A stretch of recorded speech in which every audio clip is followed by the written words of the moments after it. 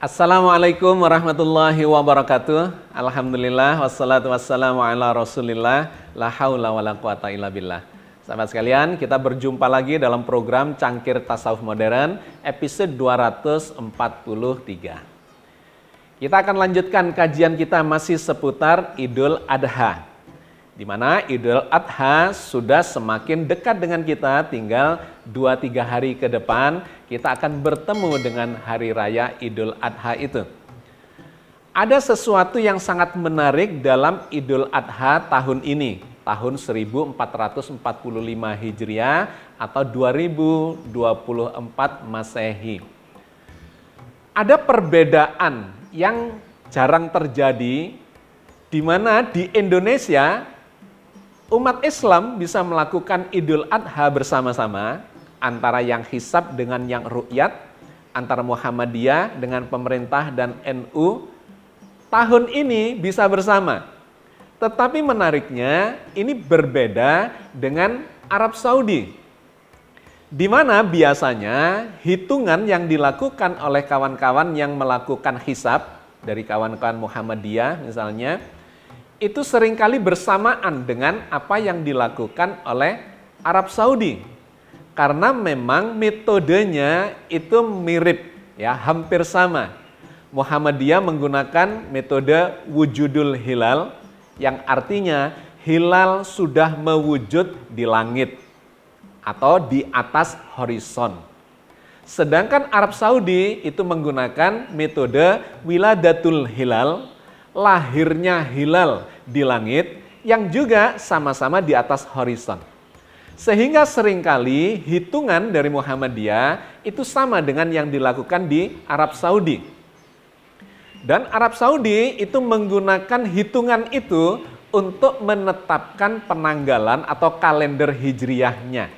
Jadi pemerintah dan masyarakat di Saudi Arabia jauh-jauh hari sesungguhnya sudah tahu bahwa Zulhijjah itu akan masuk pada tanggal 6 Juni 2024. Kemudian 9 hari kemudian tanggal 9 Zulhijjah itu jatuh pada tanggal 15 Juni, di mana jamaah haji melakukan wukuf di Arafah. Dan keesok harinya adalah hari Nahar, tanggal 10 itu adalah hari raya kurban.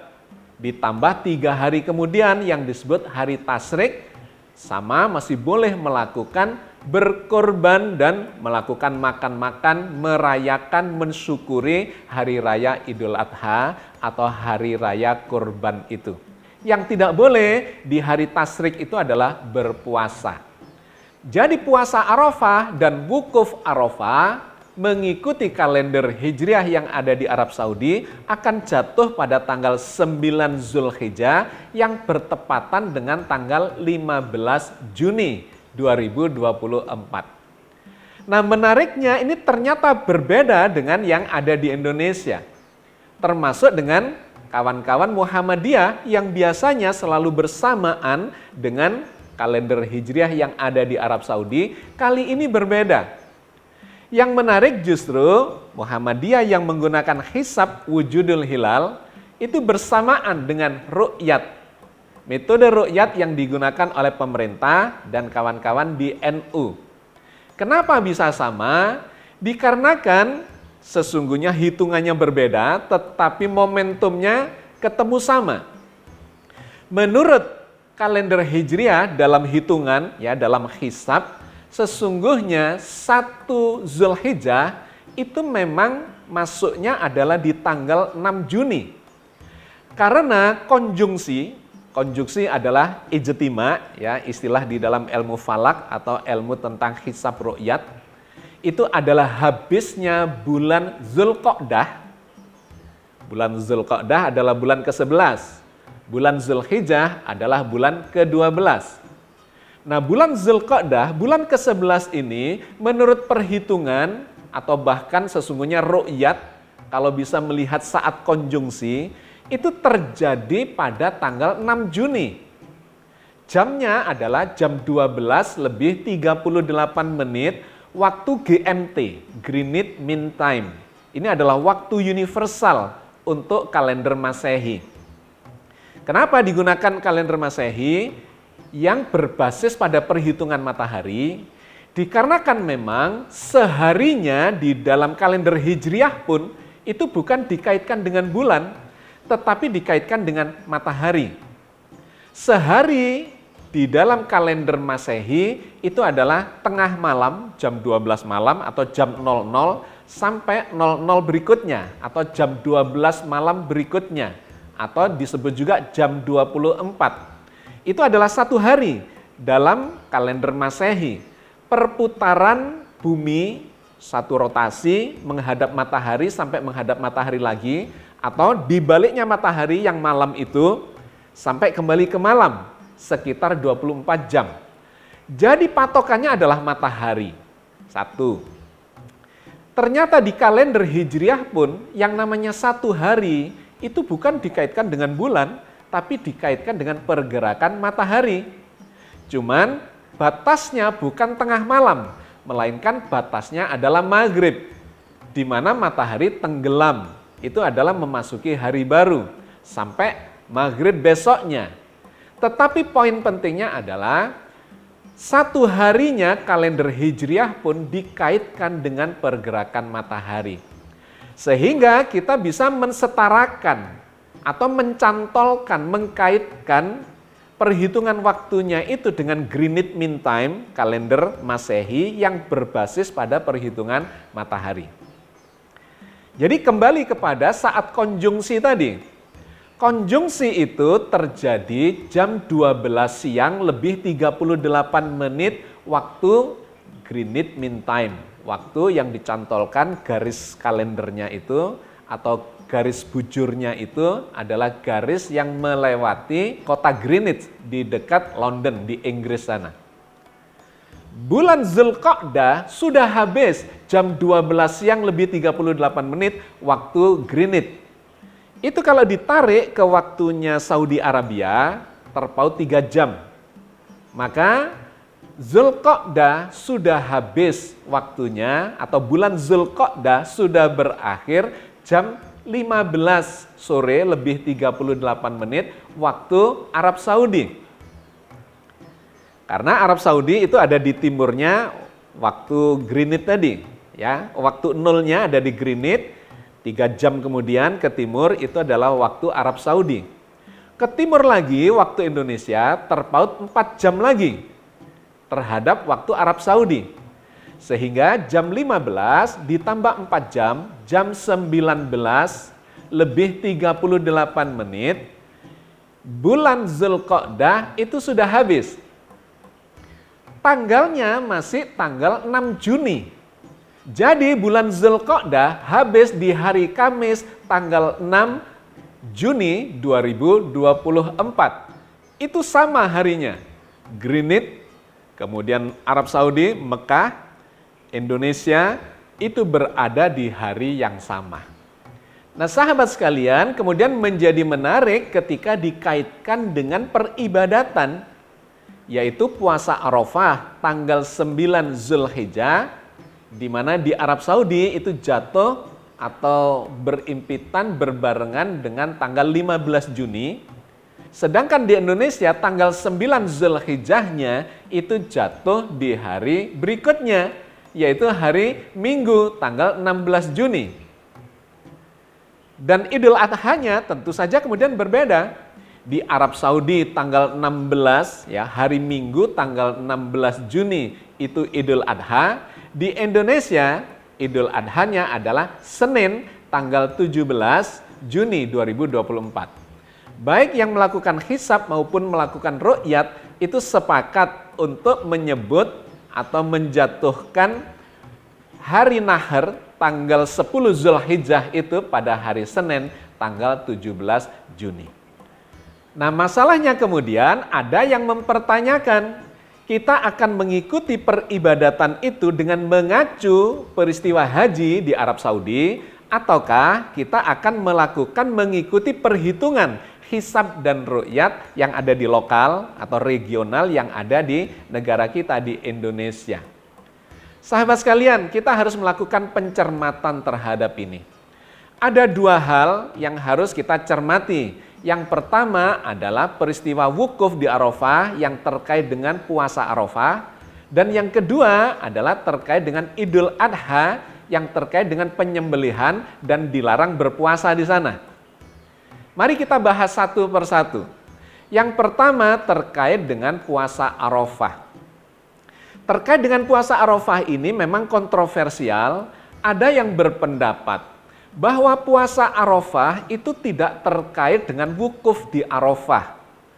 Puasa Arafah adalah puasa yang dilakukan di tanggal 9 Zulhijjah, baik itu ada peristiwa Arafah atau wukuf di Arafah ataupun tidak. Itu adalah pendapat yang pertama.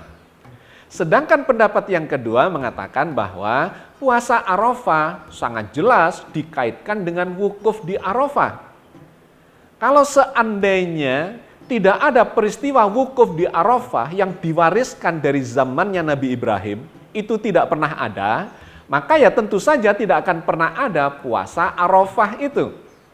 Bahwa itu kemudian tanggal 9 itu bisa memunculkan kontroversi seperti yang terjadi sekarang ini, karena tanggal 9 itu bisa ada dua seperti yang sekarang ini. Di Arab Saudi tanggal 9-nya berbeda dengan di Indonesia. Apakah kita akan mengikuti peristiwanya di sana ataukah kita mengikuti tanggal 9-nya? Oke, sahabat sekalian, mari kita coba teliti, cermati satu persatu. Yang pertama, bahwa puasa Arafah itu sangat jelas erat kaitannya dengan wukuf di Arafah. Pertimbangannya yang pertama, ini adalah warisan dari Nabi Ibrahim.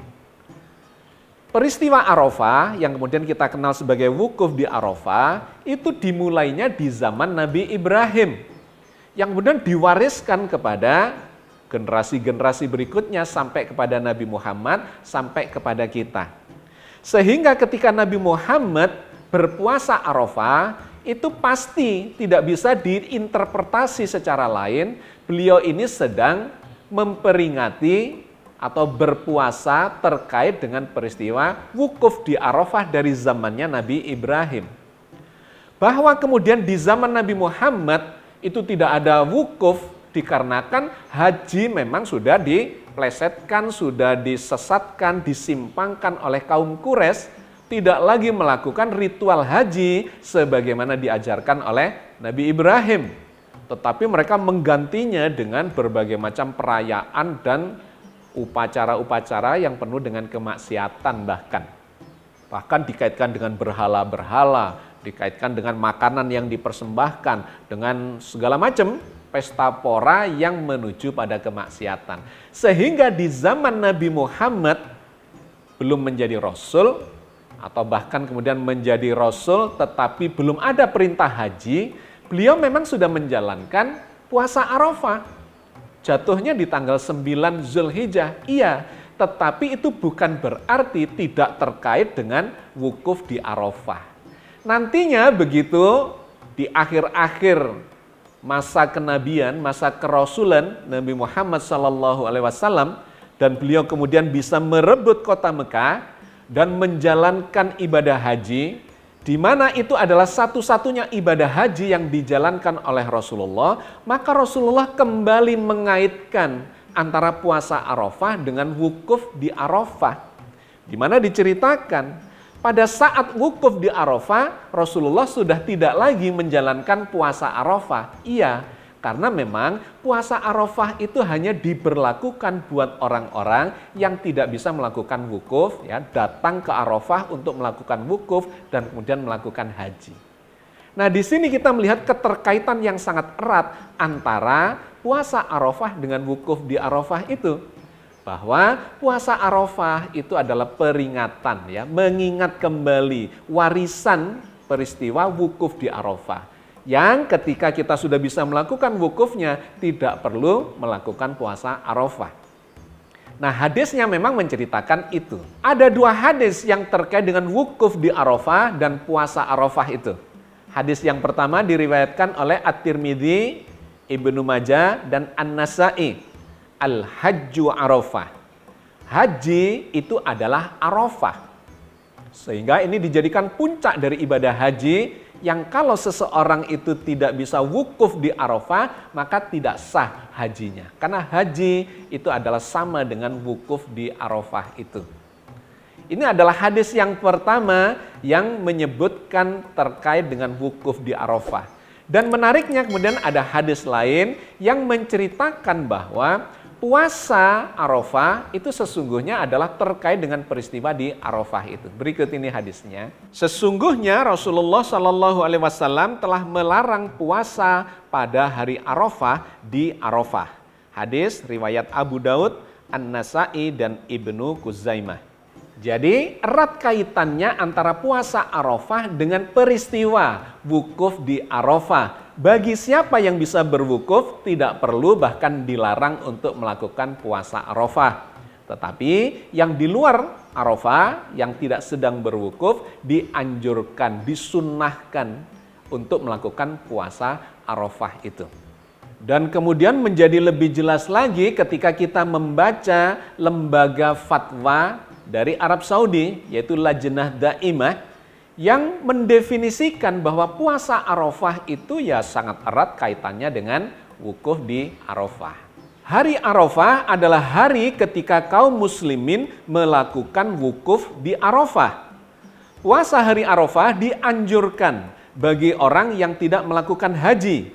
Karena itu, jika Anda ingin berpuasa hari Arafah, maka Anda bisa melakukan puasa di hari itu, hari wukuf, dan jika Anda berpuasa sehari sebelumnya, tidak masalah. Jadi sahabat sekalian, di poin yang pertama ini sangat jelas kesimpulannya. Bahwa hari Arafah, di mana kita berpuasa Arafah, itu adalah hari di mana para sahabat kita, saudara kita, kaum muslimin muslimat sedang melakukan wukuf di Arafah. Maka bagi saya, kita memang harus mengacu, merujuk kepada peristiwa yang ada di Arafah itu. Begitu kita melihat jamaah haji di Arafah itu melakukan wukuf, maka pada hari yang sama kita melakukan puasa Arafah. Nah, sekarang kita lihat apakah Indonesia dengan Arab Saudi itu berbeda hari? Ternyata enggak. Ketika wukuf dilakukan di Arab Saudi pada tanggal 15 Juni, maka di Indonesia itu juga sedang tanggal 15 Juni. Kita berada pada hari yang sama, cuma berbeda jam saja. Berapa bedanya? Cuma 4 jam. Jadi ketika saudara-saudara kita melakukan wukuf di Arafah, dimulai jam 12 siang sampai jam 6 sore, maka jam 12 siang di sana, di Indonesia itu masih di hari yang sama, jam 4 sore. Maka ketika kita mengacu kepada fatwa dari Lajnah Daimah Arab Saudi ini, bahwa puasa Arafah mesti dilakukan pada hari Arafah, di mana hari Arafah adalah wukuf di Arafah, semestinya kita melakukan puasa Arafah di Indonesia, itu adalah pada hari yang sama, yaitu tanggal 15 Juni 2024. Harinya adalah hari Sabtu. Bahwa waktunya tidak bersamaan secara persis, iya, karena memang ada perbedaan waktu 4 jam. Tetapi kita bisa membersamai peristiwa wukuf di Arafah itu pada hari yang sama dengan puasa Arafah kita. Apalagi sesungguhnya mereka sudah berada di dalam Arafah, di kawasan Arafah itu sejak kemarinnya atau tadi malamnya. Jadi pagi harinya mereka sudah berada di Arafah itu. Itu adalah hari Arafah. Mulai pagi hari sampai petang hari. Bahkan malam sebelumnya, dimulai dari maghrib sebelumnya, itu sudah masuk hari Arafah, karena batasnya adalah maghrib sampai dengan maghrib. Nah, ketika kita berpuasa baru pagi harinya, itu pasti bersamaan dengan hari Arafah itu. Jadi misalnya nih, kalau kita mulai berpuasa jam 4 pagi, mulai sahur jam 4 pagi, maka di sana itu dikurangi 4, itu jam 12 malam. Dan itu sudah masuk hari Arafah, tanggal 9 Zulhijjah. Jadi sahabat sekalian, menjadi clear masalahnya atau kesimpulannya, kapan kita berpuasa Arafah adalah di hari Arafah. Hari Arafah itu adalah hari yang terkait dengan peristiwa wukuf di Arafah. Itu adalah kesimpulan yang pertama. Nah, yang kedua sekarang terkait dengan Idul Adha, di mana kita melakukan sholat Id dan kemudian melakukan penyembelihan, dan hari-hari itu kita dilarang untuk melakukan puasa. Kapan kita melakukan sholat Idnya dan kemudian menyembelih kurban? Karena ini memang digambarkan sebagai satu rangkaian peristiwa. Perintah sholat Id dengan perintah berkorban. Di antaranya kita bisa membaca dari dalam Al-Quran Al-Karim dalam surat Al-Kautsar. Inna a'tainakal kautsar fasholli li rabbika wanhar. Inna syani'aka huwal abtar. Sesungguhnya kami telah memberikan kepadamu nikmat yang banyak, maka dirikanlah sholat karena Tuhanmu dan berkorbanlah. Sesungguhnya orang-orang yang membenci kamu, dialah yang akan terputus. Ayat ini mengaitkan karunia, kenikmatan yang dilimpahkan Allah kepada kaum muslimin pada waktu itu, yang bisa menaklukkan kota Makkah. Makkah yang tadinya dikuasai oleh kaum musyrikin, oleh kaum kafir, oleh kaum Quraisy, di mana umat Islam tidak bisa melakukan ibadah haji, itu bisa ditaklukkan. Fathul Makkah, terbukalah kota Makkah itu untuk kaum muslimin dan kemudian menjalankan ibadah hajinya. Nah, dikarenakan karunia itu, maka Allah memerintahkan dalam ayat ini, Inna a'tainakal kautsar fasholli li rabbika wanhar. Dikarenakan karunia yang demikian besar, yang demikian banyak yang sudah dikaruniakan Allah kepada kaum muslimin, fasholli, maka sholatlah, fasholli li rabbika wanhar, karena Tuhanmu, dan berkorbanlah. Jadi sholat yang dimaksudkan di sini adalah sholat Idul Adha, sholat 2 rakaat yang dicontohkan oleh Rasulullah. Kemudian wanhar, berkorbanlah, menjadi hari nahar, yaitu hari di mana setelah sholat kemudian Nabi menyembelih kurban. Itu dijelaskan di dalam sejumlah hadis, di mana Nabi menceritakan atau mengabarkan, mencontohkan bahwa kurban itu memang dilakukannya adalah setelah sholat. Sholat Id dulu, kemudian melakukan penyembelihan binatang kurban. Dan bukan hanya pada hari itu, melainkan bisa dilanjutkan pada keesokan harinya sampai 4 hari.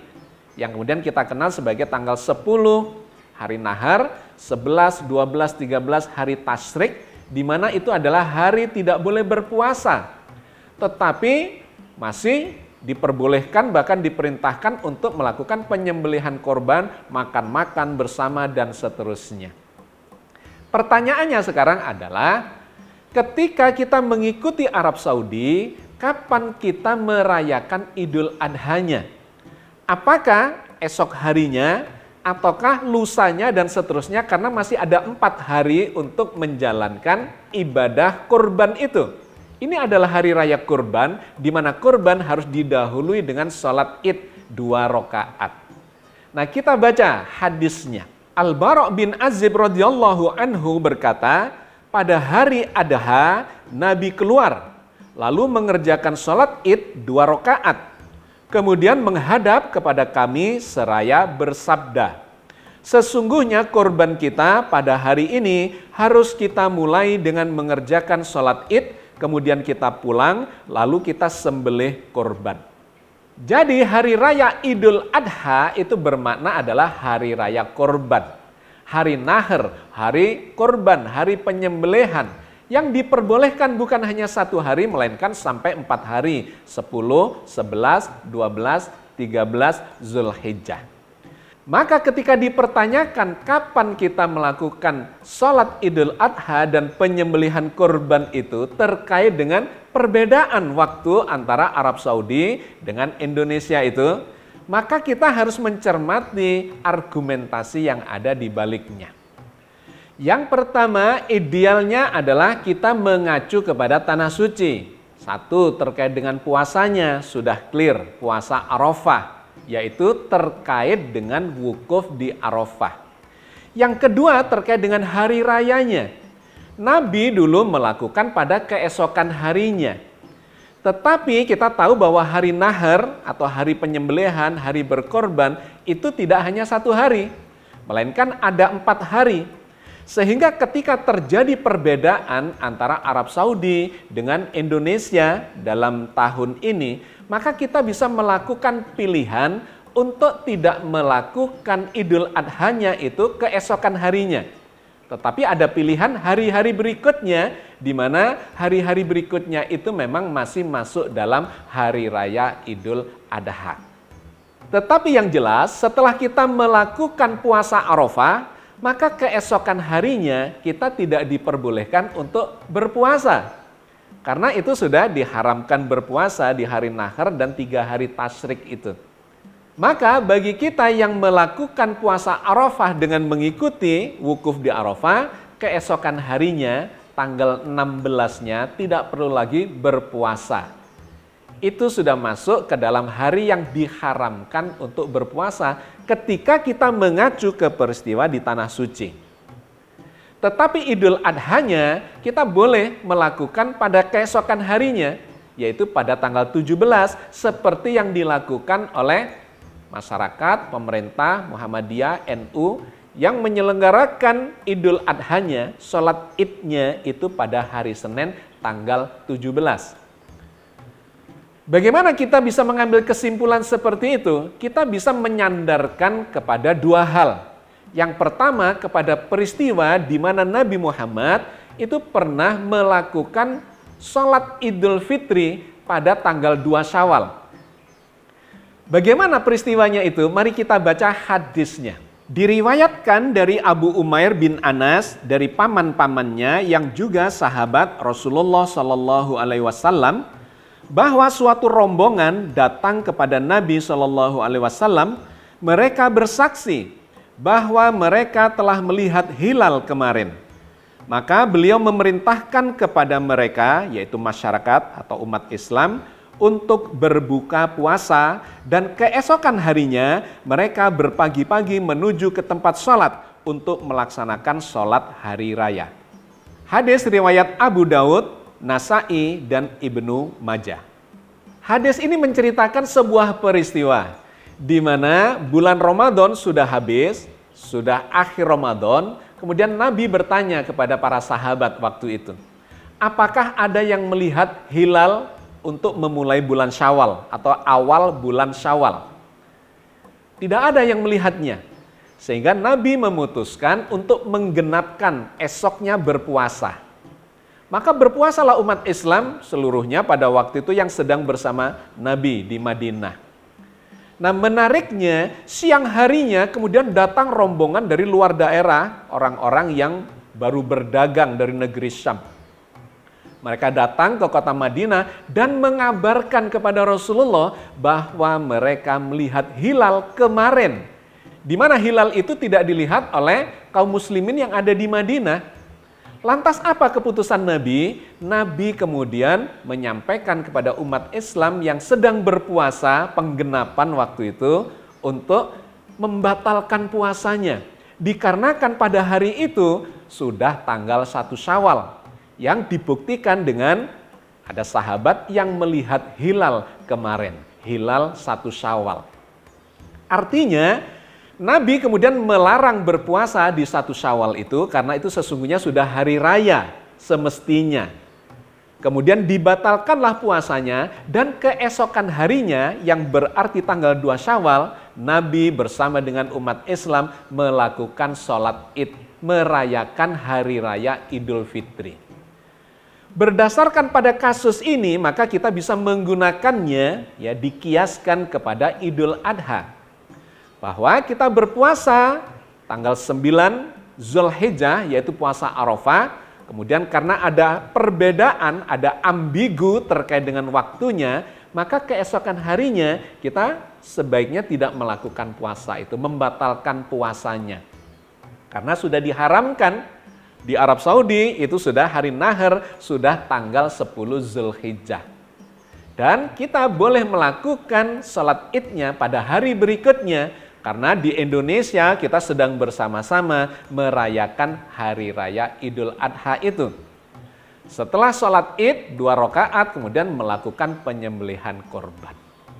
Saya kira kita cukupkan sampai di sini kajiannya terkait dengan perbedaan Idul Adha di tahun ini. Sebuah kejadian yang memang seharusnya akan menjadi lebih ideal kalau seluruh umat Islam di muka bumi ini sudah memiliki kalender yang sama. Tetapi karena ada ambiguitas itu, maka kita mencoba membangun argumentasi, alasan-alasan untuk menjalankan peribadatan sesuai dengan dalil yang ada, sesuai dengan kaidah yang menyertainya, dan contoh-contoh yang pernah dijalankan di zaman Rasulullah, sekaligus dicocokkan, diadaptasikan ke kondisi modern, ke kondisi masa kini yang kita berada di dalamnya. Oke, sahabat sekalian, saya kira kita cukupkan kajiannya sampai di sini. Mudah-mudahan sudah mendapatkan benang merahnya. Bagaimana harus menyikapi perbedaan ini.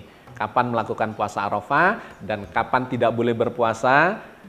Dan kemudian dilanjutkan kapan melakukan sholat idnya. Dilanjutkan lagi dengan penyembelihan kurban itu. Mudah-mudahan Allah senantiasa membimbing kita di atas jalan yang diridhoinya. Amin ya rabbal alamin. Assalamualaikum warahmatullahi wabarakatuh.